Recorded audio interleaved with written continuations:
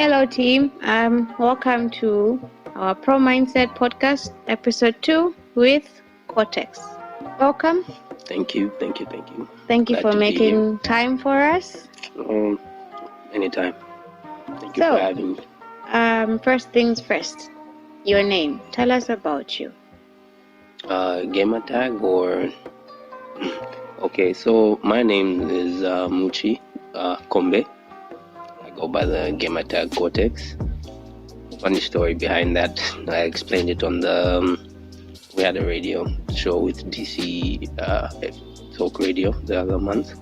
So basically, when I was writing my grade 12 exams in 2012, I had, how you come out of the exam room, then there's, people discussing answers and stuff. And then your answer is completely different from everybody else's answer. Except this time it was wrong because I knew the answers. So I was outside there. It was biology. Yeah, it was biology, and I found this guy discussing. It had, there was a diagram, like the stomach area. He had to label it. So there was this guy that was so adamant telling his friends that he labeled the stomach area the cortex.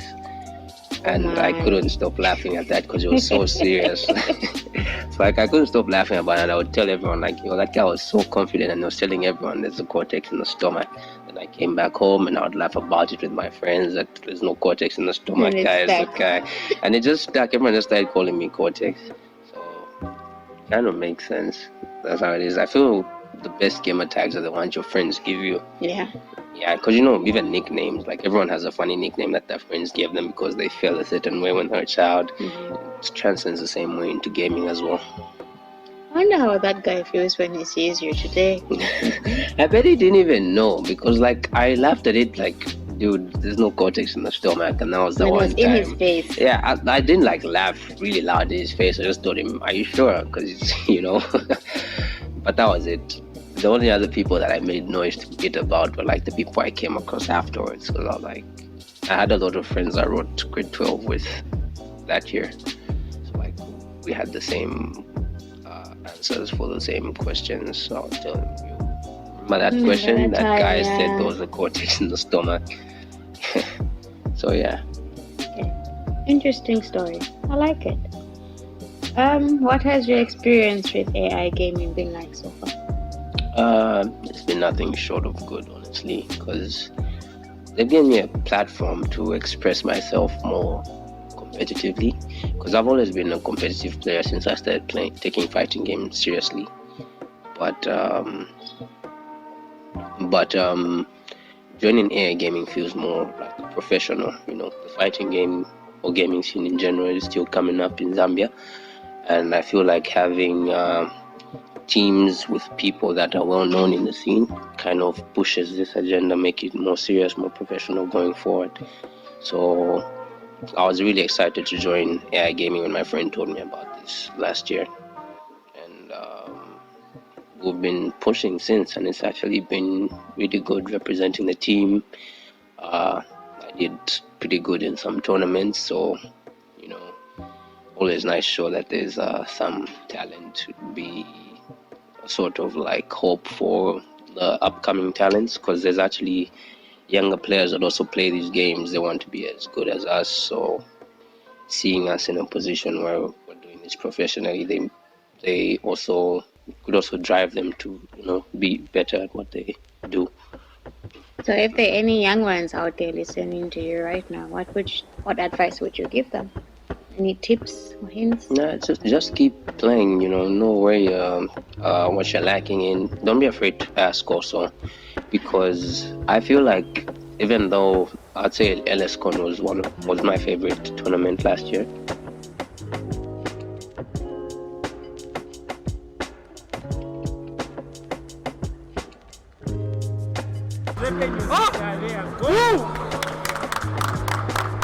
That was brilliant!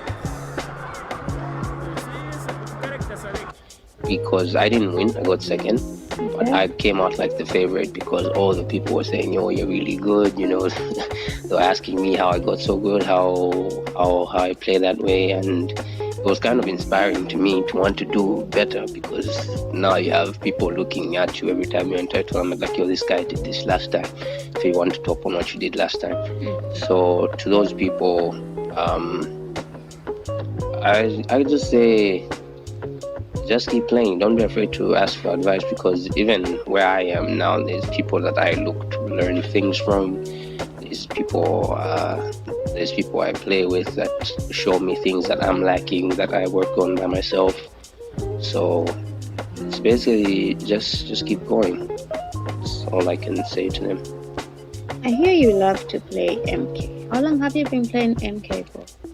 And which one do you particularly like? I played, like everyone else, I played all the old MKs, Ultimate MKs and them. But I'd say, like, taking the game seriously and transcending to a competitive, setting would be from, actually didn't start with MK. Okay. Sorry. Because the first fighting game I took seriously was Injustice 1. I used to play with my friend Zaza Mulele. He's on Team Geometrics. He had Injustice 1 on his Xbox, and then he was the one that introduced me to like the competitive side, because like we'll play these games just, there's cool characters, everyone loves Batman, Superman and them, all the superheroes, and then he would come with these cool combos and stuff, and we knew of the internet obviously back then. That was like 13, 14 about the internet, so we would like go YouTube, check out a few combos and stuff. But like coming down to learning fundamentals, frame data of the games and all that stuff, he was pretty much the one that introduced me to that, because he would actually watch tournaments of the professional players in America and them. So he helped you to transition. Yeah, I would say that actually. So he would teach me some of the things he would learn, and then when I started looking at stuff by myself, it just became a competition between me and him, because he would pick up a new character, I would still be playing Batman, and then see who comes out on top. Tournaments throughout Injustice's lifespan was pretty much me versus him, except for the meet that Nerd Otaku had at AlienMyndz Park. That one was him versus somebody else, because I wasn't at that one actually. I didn't go, but I'm pretty sure I would have done pretty well. So if I went, I didn't go to AlienMyndz Park. That's the only tournament I can say I wasn't there in Injustice. But pretty much the rest of the competitive lifespan for that game in this country was pretty me against Morele. Fortunately, at that time, Injustice coexisted with MK9, although I played more casually MK9 then. So I wasn't very big into it, but I did like it. That's where my love for Sub-Zero really I'm actually glad you brought that up. That's my next question. Oh, the Grandmaster thing. Yeah. Yeah, that's where it started. I was a Sub-Zero main through and through. So the name Best Sub-Zero in Africa, is this like the genesis story of it? Is this where it started from? The whole Grandmaster thing was mostly because of MKX, I would say, because I came from MK9 playing Sub-Zero, and I played Sub-Zero throughout MKX's lifespan. He was always my main character, even though I picked up some other characters in the way. But I was pretty much Sub-Zero main through and through, and I would play all sorts of matchups, even the ones that were bad for him, and I would win. So it just kind of stuck that he's a Grandmaster, because especially the fact that Sub-Zero had a variation called the Grandmaster actually helped. So since then, I've just been known as that. People fuse them together sometimes. Some people say Grandmaster Cortex, it's the Grandmaster Cortex. Grandmaster Cortex has a nice ring to it. It does, eh? Yeah, it does. Thanks. So yeah, that's pretty much where I started from and going into where I am now. But to answer your other question, my favorite MK, I would have to say MK11, honestly. I have mixed feelings about the game sometimes, but I feel it's their best work to date. Okay. The only thing it may be lacking is it's a bit the depth isn't as much as The other previous fighting ones. games. Not even the previous ones. MKX was like crazy. Those random things happening. It had armored launchers, which was a very terrible mechanic.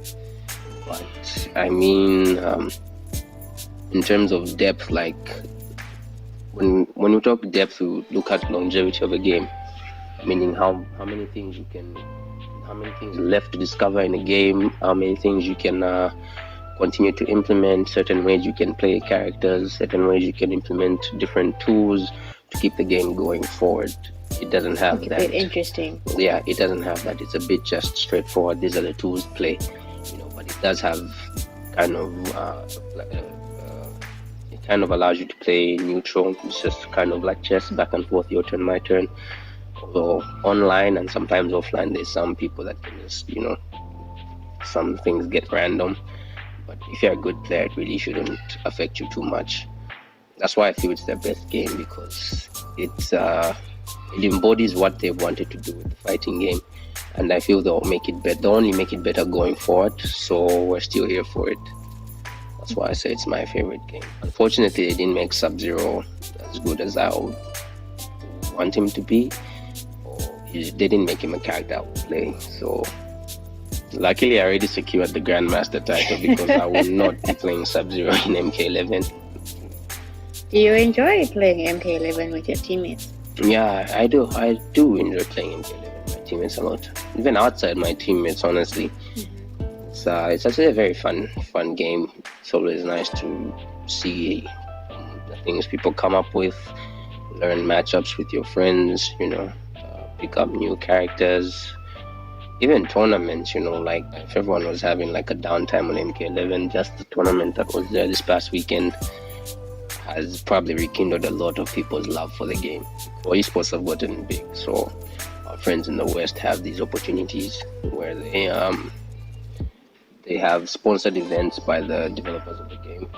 Yeah, they have the tournaments. Yeah, it's like it's a world tour. You make points and then you qualify for the finals at the end of the year, and then you play in those finals for like a big prize pool. So the finals was last year, because next month should be the anniversary of the game. So it's been almost a year since it's been out. So yeah, it was the finals last week, and there was some very insane gameplay. People showed different new ways to play the game, so I'm sure a lot of people are going to be going back to practice mode to see what they can do. Yeah, get better, try to emulate some of the things these top players were doing, So we'll be seeing a lot of fresh blood and better players. What about locally? What would you like to see going forward in the competitive fighting game scene? You mentioned what happens in the West, but here, locally, what would you like to see? I'd like to see, first of all, more tournaments and more people. Obviously, the opportunity for tournaments, there's a lot of people lingering around in the background. We don't know what people are planning to do. We don't know what investment vehicle they're trying to get into. So the best we can do is support the scene. If there's a lot of players, just show yourselves that you're there. When there's a tournament, go to the tournaments, play. It doesn't matter. I see a lot of people think too much about, I'm going to pay this much to enter a tournament and then I might not even win the money. It shouldn't be like that, because you go to a tournament to have fun, right? You can still go there. Yeah, you enter the game, you play the game, you have fun. Win or lose, it just shows you what you need to get better at. Don't think too much about the money you're losing, because it's not gambling. Just go there to play the game, meet the community, know what you need to work on, and come back next time. Are there any games or tournaments you're looking forward to get into this year? Perhaps next year? Are there any games or tournaments that you are looking to get into? Actually, we have been meaning to try Grand Blue. It's a new fighting game. Could you tell us about it? Oh, I can't say much because I haven't even gotten down fortune tournaments for it and stuff. It's a new fighting game that's come out. It's kind of arc system based. Anime fighters always have a whole different way of playing.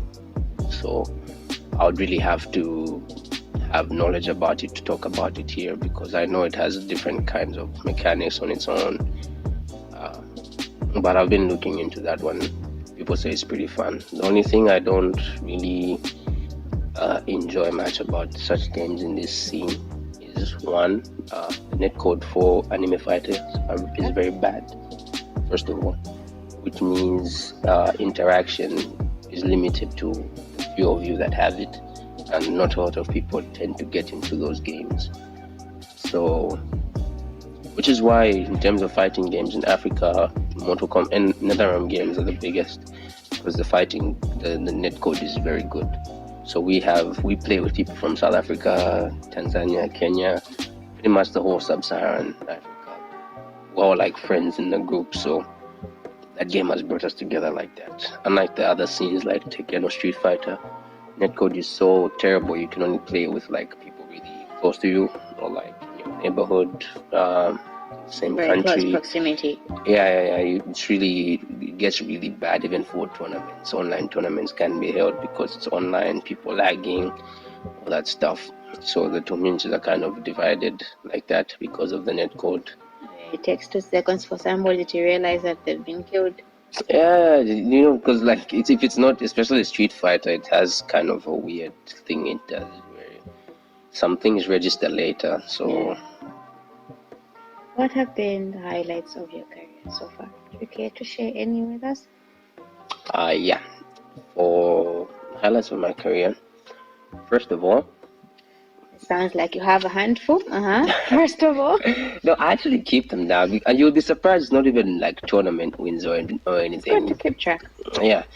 My highlights, first of all, is one.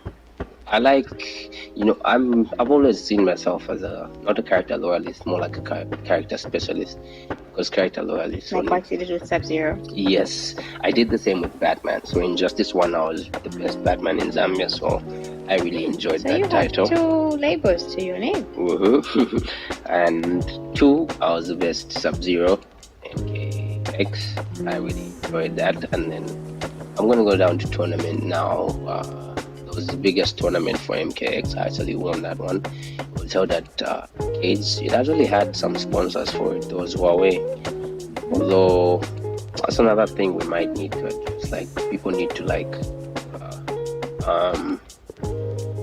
go through with their word, because that tournament, even though they kept their word with the money and were paid, we were told there was sponsors for the tournament and first place would get money and a Huawei sponsored phone. We didn't see any of that, and this was after we had entered the tournament and everything. So I feel like the scene isn't taken so seriously that people don't treat these things like their actual contractual relationships, because when you post something on social media and people pay to enter for what they have seen, you essentially enter the contract.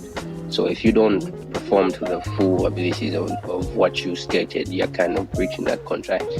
And I feel like because esports isn't that big, especially here, people can just play around with, what they say. That they're not obliged to fulfill. Yeah, because there's tournaments, they tell you there's a 1,000 kwacha prize pool. First place is going to get 500, second place 300, third place 200. And then they find out that only 8 people entered the tournament. So maybe they was 100 kwacha entry fee. So they only made 800 kwacha of entry fee. Then they decide we can't afford, so now we're not going to pay. To pull back. Yeah, which shouldn't be that way, because if you advertise something, you're supposed to have the capacity to pay, not based on how many people. Yes, because there's tournaments that are like that, so you need to be able to tell the people this is a pot bonus. Pot bonus means basically what people put in is what's going to be added to the prize pool. So they can decide whether they have money they want to put on top of the pot, or it's going to be just the pot itself distributed amongst 3 or 4 of the winners. Okay. Yeah. So there's that. So anyway, that's the tournament I won. Arcades. I've been forgotten. No, it was plugged, I think. It might have been plugged. How many years was that, Michael? That was 14 or 15. I had the memory on Facebook. I would share it every year. Oh my. But now, things go by and you forget and whatever. But yeah, that was one of my biggest highlights, mostly because of the people I faced. I was seeing one of the biggest things about fighting games is overcoming your tournament demons. And Justin, everyone knows Justin. He's like a big name in Africa. He's pretty much everyone's tournament demon. He's the hardest person to beat in these tournaments. So everyone that has a win over him, you can really boast that. It's quite triumphant. Yeah. And not only did I beat him, I kind of beat him mentally as well, which is hard to do because Justin picks a game plan and he sticks to it. And I managed to do that to the point where he decided to mirror match me with my own character. Him. Yeah, he tried to mirror match me with my own character, and I knew certain Which character were you using? Sub-Zero. Oh my. Yeah, so he tried to Grandmaster the Grandmaster. And I knew certain things about the character that I might not have known. Yeah, because you can be good enough to play any character. That's one of the things a very solid player or pro player should be able to do, is play most of the cast at a somewhat decent level, because obviously you practice them to know matchups and stuff, how they work. So he tried to pick Sub-Zero against me to try and do to me what I was doing to him. But I knew the way the character works, because he would do things like an unsafe string into the clone, and I know that Sub-Zero can punish that with his slide. But when I do it, I'll do it in a way that's safe. I'll do it in a way that's safe. So when he tries to punish it the way I was doing it, it wouldn't work for him. Yeah. So that was very big for me. And then Injustice also, I had a few. I got second place most of the time, but I pretty much established that I was one of the best. Especially because the last big tournament for Injustice was kind of, I won't say rigged, but they wanted viewers, so they put me against Mulele in the second match. They kind of changed the bracket to make me fight him early so people could watch a good match and be hooked into the game. And keep the crowds. Yeah, so I lost really early in that one. So the whole day I was fighting from the bottom until the following day, because I was playing matches until the evening. That's when I fought the winners finals and I played Rex. I beat him. I played Deathstroke because Batman against Aquaman was a bad matchup. Must have been exhausting, though. It was. But luckily the following day was only that one match, me against Mulele, and we decided we're just going to fool around, play random characters. Yeah, he still won, but it was kind of an achievement for me to come all the way. It was like something to prove coming from the bottom. Yeah, it really is. Yeah. So going forward, I think those are my biggest achievements. Going forward, I've had some, stellar results, pretty consistent top 3s. What goals or targets have you set for myself this year? Yeah. First of all, I was we had season 1 for ACGO last year. I was hopefully, if they do the same season 1 format, my first goal is to qualify into the top 4. Because last year they had season 1, you would play for points, the top 4 qualify, and then they'll have a paid trip to South Africa with accommodation and everything. And then the other 4 players will play in the last chance tournament to make the final top 8. Yeah, so when they do that,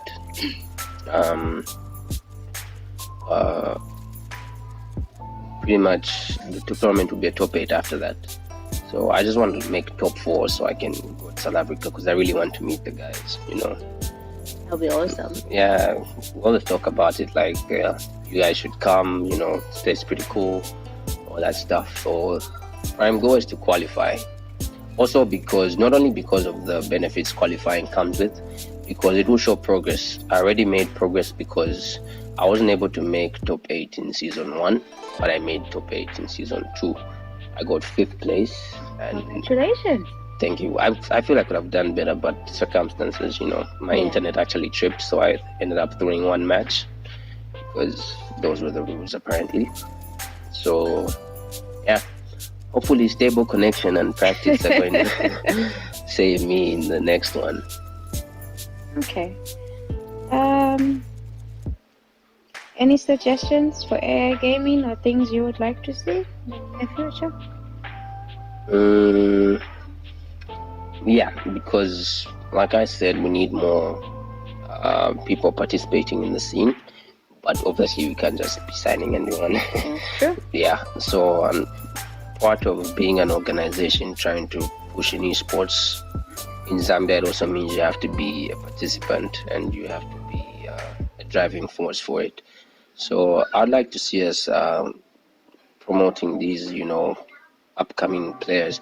I actually wanted to do a tournament to keep these people interested, because we can see it even with us who play like at somewhat of a higher level than them, that people really interested.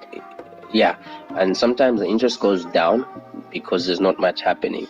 So now imagine us who have these opportunities to make the top 8 in ACG or whatever. If our interest is going down because nothing much is happening, imagine the people that don't even get the opportunities to qualify. Yeah. So like if you're cultivating, if you're motivating those players there to keep doing this and hosting like a tournament or two for them to attend, win some small money, win some merch or something, it's going to drive them to keep doing this, because like I said, a lot of these guys are really young. So even if the tournament had like a 500 kwacha prize pool for top 3 players, 16-year-old kid leaves home with 30 kwacha, enters the tournament, comes back with 200 kwacha. It's a win. It's a big win. Yeah. So stuff like that is going to drive them. And before they know it, they'll be getting better and better and better. And then they'll be playing in the ACGLs and they'll be, maybe even knocking me out. I doubt though. Because like obviously I also practice hard for this stuff. So they're gonna have to play very hard to try and shake me in a tournament. But yeah. Okay, so I don't have a set practice schedule. It's just every time I get on, there's just certain things that I want to do, and immediately I'm done with that, I'm off the game. Because I don't. Like I said, MK11 isn't really. There's very few things you can play around with. Yeah. So it's best to tackle one thing at a time. If you're having a problem with people jumping at you, going to practice, figure out how you can get around certain jumps, how you can play at a range where you want them to jump. That's more favorable for you. And I've been doing that a lot, and I've gotten better at dealing with it. So that's one thing down. There was a time I wanted to learn first blocking, so I got into practice for 2 days. I would spend maybe 2 hours in the practice mode to learn how to first block the jump-ins, learn how to first block certain things to certain strings so I can, counter opponents better. So I would say I'm never on for more than an hour, 30 minutes, because unless I'm playing games like with Killjoy, play like 2 hours. I wonder what that's like. Oh my goodness. It's actually crazy. Those are very sweaty games. I can imagine. It's frustrating. The conversations after are the ones that are the best though, because like when you look at our DMs after we play, because now stickers are the new meta, so everyone's sending a Sad Pepper the Frog sticker. So like you got beat and then you just go into his DMs, send a sticker. Then he sends one back, and they're like, "Dude, you need to stop being a tryhard, man." Like I got mobbed, and just those conversations are fun because it's like friendly competition. Yeah. What I don't like is people that are salty, because as much as you want to win, as much as you can't take a lose. Yeah, it's very annoying because people start playing scrubby, people start counter-picking you, start doing like random things just because you beat them. I don't really like that. And the problem with that is because the way I am is I can't quit on you when you're doing that, because you try to spin it on me that I'm being salty because I lost, you know.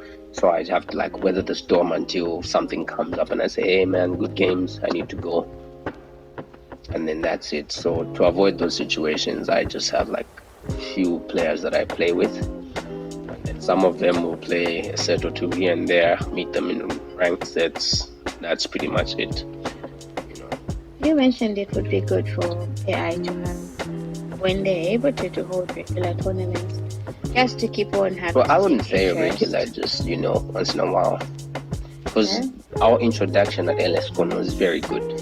Okay. So like, if you do one of those and then you keep riding that wave, it kind of keeps people interested for what's next, even if it's not from AI gaming. Are there any notable young players that you've seen that you would like to make mention of? Yeah, I'll have to start with the first two. I'd say is Justin's boys. I don't know if I'm Garden or Material, I'm not sure, but Steve Fox and Chema Boy. These kids are very solid at the game, and I feel like if they played more with stronger opponents and if they were more in tune with the neutral of the game, learned things like frame data, they would be very, very, very strong. So I don't know where they are now in terms of skill. If they've only gotten better from last time, that would be very good to see. But those two guys are very, very strong, and I'd like to see them in tournament again. And the other ones aren't per se young players because we're kind of like age mates. It's just that they don't play or are not as strong as I am now, even though they do have the potential to get better. I would say my friend Sundo, who goes by Speeding Shadow, he was playing Jade at RushDown, very strong. Who else?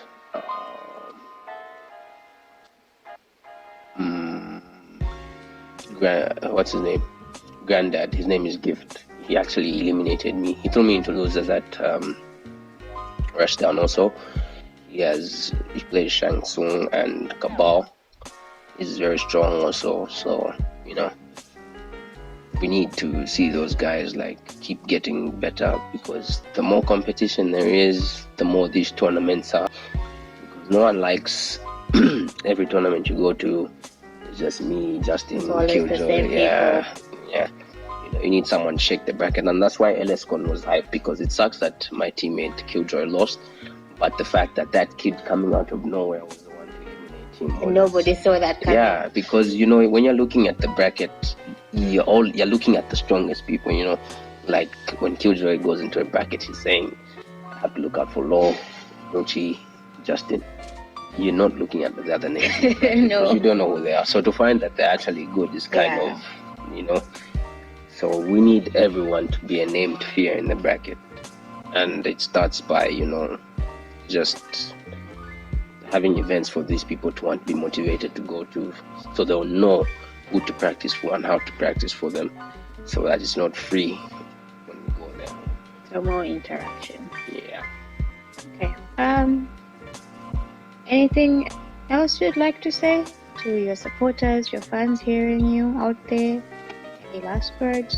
I just like to say, thanks for the support. Obviously, it's very motivating. LSCon was a very big tournament for me. Like I said, I didn't win, but people wouldn't stop talking about how well I played. And same thing happened at the gem tournament that they held, that was sponsored by Betway. I put on a very good show for the people, and I get a lot of people. Some of the kids I talked about just now came up to me, they were shaking my hand, asking me what my PSN is so they can get some games. It was really nice to see. So thanks for the support. Obviously, they also want to get better at the game. So if they want to play games, I really don't mind playing with them. I really don't mind showing them some of the things I do, how I practice, how I think going into a match. Things like that. Speaking of like going into a match, is something someone asked me about just now. It was about like player types, right? So basically, I heard Killjoy also talked about it. It's something called, there's a player actually, I think his name is, his gamer tag is Laugh something. It's called Laugh's Theory. Anyway, there's a video on YouTube by Core Gaming. It talks about the 3 types of fighting gamers, right? So there's the heart-based fighting gamers, there's the mind and there's the body, right? So this obviously you don't have to be one. Yeah, you don't have to be all three. You don't have to be one specifically, but you primarily there's one that's more dominant than all the others. Yeah. And knowing these can actually kind of, you know, help you prepare for certain opponents, right? Which one do you think you are? Which one do you think you display more dominantly than the two? Okay, so before I answer that, I'd like to explain what they are first. So say a heart-based player is someone who relies like on reads and feel, right? So they just feel you're going to do something and they're going to like immediately try to counter it. React. Yeah. And then mind are probably the other guys that, you know, practice things. They know a lot about the mechanics of the game, and they, you know, they go into it. They're more like by the book, right? They have a counter for this, and then they stick to that when they go in the match because they've labbed it, they've taken it to practice mode, they know how to beat it, all that stuff. Those are mind based. And then last one was body. Body is actually the reaction. Sorry, so heart is based on just feel and reads. Body is based on reactions. So these guys actually have a crazy execution. They can hit any combo, they don't miss. You try to test their reactions by throwing out the fireball, they're going to react, they'll punish you for it. So those are the three types. I would say I'm more mind and heart. Because mind first, because I like to study fundamentals. You know, when we're at a certain range, I'll think, okay, these are the options this guy has. This is what I have to counter it, and I'm going to stick to that. And then I'll try to. Sometimes I'll just go on a whim and just do something because I feel that's what you're going to do, and sometimes I'm right because those heart-based players, it comes from somewhere, you know, and they're almost always right because they just know, you know, based on the situation that this is what this guy wants to do, and it usually works. And then I'd say Justin is more body because Justin, first of all, he doesn't drop his combos. His execution is very good. Yeah, he has very good reactions. He has very good awareness in situations. You know, you think he's going to respect this, and then and then you just get blown up for it. You know, you can't really condition him. He always wants to be in a situation that's favorable for him. So I guess he's a very reactionary like that. And I would say Killjoy is mostly a heart player because he lives and dies by the reads. You know, he's the type of guy that you haven't thrown him once in a set, and the one time you do it, he's still ducking. You know, you've been hitting him with mids the whole time. Yeah. And he's about to die, and then you go, okay, I've been hitting with all the mids, I'm going to try to throw him now. He's just going to duck the throw and kill you for it. So I feel he lives and dies by the reads, and because he's very good at it, he makes so many correct reads that it outweighs the ones that he gets wrong. So ultimately wins his matches for him like that. Yeah. So I guess knowing what type you are is a very big help, because you know what you need to work on, because some of them come with weaknesses, obviously, because, you know, say mind players like me, we're going to stick to one option and say I'm going to counter it with this if he does it, but if he doesn't do it, I'm like screwed. Yeah, I'm screwed, because then I'm waiting for that one thing and it's not coming. Yeah. So everyone needs to know what type they are, incorporate you know, some other things they need to add on, you know, take out some weaknesses in their gameplay and all that kind of good stuff. I'm sure everybody out there has appreciated your tips and insight. Thank you so much. Thanks for coming having through me for our interview. Hope to have you back soon. I'll be glad to do another one. So lastly, anybody you want to send a shout out to? The biggest person I want to send a shout out to is Mr. Makasa, also known as Cypher, Eternal Cypher. AlienMyndz on YouTube, AlienMyndz on Facebook, that's the channel. He streams, and the biggest thing is he streams our tournaments, and he commentates them as well with me sometimes. He's done so much for us. Most importantly, he does this for free because he just loves to support the scene. So he comes with his equipment, he uses his time, his gas to come and help us out to put our scene out there, and it's really kind of him. We can't thank him enough for that, which is why I try my best also to help him, push the community by supporting him and doing commentary for these events. In tournaments, even when I'm playing, I do commentary for matches that I'm not playing, because we need someone to. A commentator's job is to sell the gameplay and sell the players, and I feel I'm really good at that because I'm in tune with the scene. I know the players, I know the game also, so I know like the mind games, what they're trying to do. So we need someone on commentary to kind of showcase that to the viewers, and I would like to continue doing that for our scene. Have you created any content yourself? Yeah, actually, I have a channel, AI Cortex, on YouTube. Okay. Yeah, please subscribe, like the videos. I do streams mostly, but I did try posting some videos. It's just that time to edit and do the whole content creation thing. It's kind of hard. I'm still learning. Black Wolf, shout out to him also. He's one of the best content creators in the country. He's really taught himself video editing and whatever. He's the one that showed me the application he uses. And for the first few videos that I did for myself, I used the application he suggested to me. But for my content, it's mostly streams on the channel. I stream like if there's a first to 10 between two players happening, just to get our scene out there. I stream those. I stream my gameplay. Not always MK. I stream some Street Fighter. I stream some Apex Legends also. I streamed Titanfall because we played it for like a week with the guys. So yeah, feel free to check it out. I try to stream 720, so you don't have to squint to see what's happening. But these days the internet isn't that good. Even high, honestly, it's kind of hard to play and stream. So I haven't had a lot of streams lately, but I do have content. Last shout out will have to be to my boy Brandon Shokan. He's arguably the best MK player we have in Africa. South African. He has a channel also on Twitch, twitch.tv/show2702. Give him a follow, ring the bell so you get the notification when he's streaming.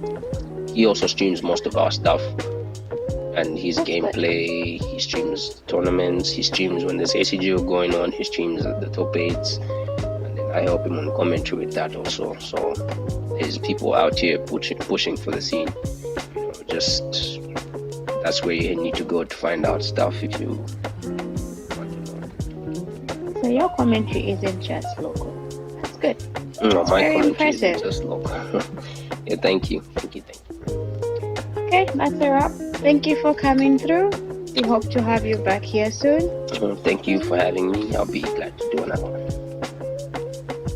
Right now, doesn't go for the punish there. Brandon is missing out on the punish there. Optimizing that damage there. Full Punisher. Not going to let him break away. In all of this. This is looking quite strong. It's quite great to see Muchi having adapted his Jade for this pick against Showstopper. Artek. Obviously I got Showstopper on the brain, but this is not looking good. He's got a couple hits left in him. Can Brandon bring something around? He has got the corner in his favor. He's got the plus strings, but that is going to finish it. Your first to 10 winner, Carlo. Tell it like it is. Well, as it stands right now,